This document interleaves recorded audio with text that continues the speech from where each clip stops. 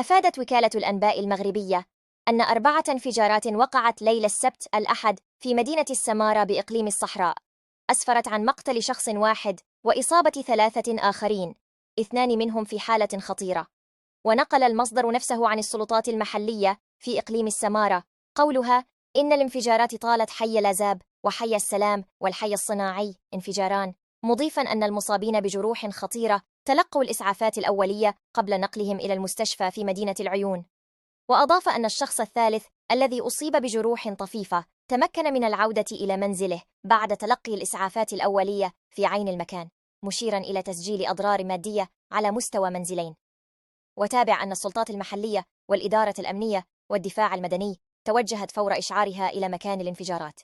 وخرج مئات المواطنين إلى شوارع المدينة بسبب الهلع وسط تناسل التوقعات المتضاربة بخصوص مصدر الانفجارات، في انتظار نتائج التحقيقات الرسمية الجارية لمعرفة أسباب وملابسات الواقعة. وتفيد المعطيات المتحصلة عليها وفق موقع فبراير المغربي بأن الانفجار يرجح أن يكون سببه انفجار أنابيب غاز مخزنة في بناية في الحي وسقوط خزان للغاز من فوق سطح منزل في الحي الصناعي.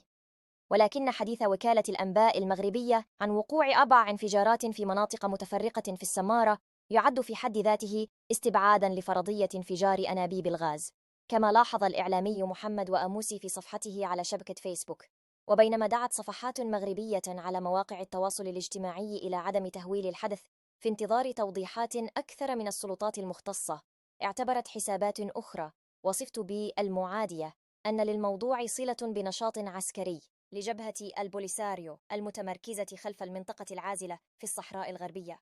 وكانت البوليساريو التي تتخذ من منطقة تندوف مركزا لقيادتها قد أعلنت عن كونها لم تعد ملتزمة باتفاق وقف إطلاق النار مع الرباط بعد قيام الجيش المغربي في 13 تشرين الثاني نوفمبر 2020 بتدخل سلمي وإجلاء معتصمين موالين للجبهة كانوا متمركزين في معبر الكركرات الذي يتصل مع الحدود الموريتانية. وأوضحت السلطات المغربية حينها أن ذلك التدخل كان بهدف فرض الأمن وحرية التنقل بعد عرقلة عناصر الجبهة لعملية تحرك البضائع لمدة 3 أسابيع.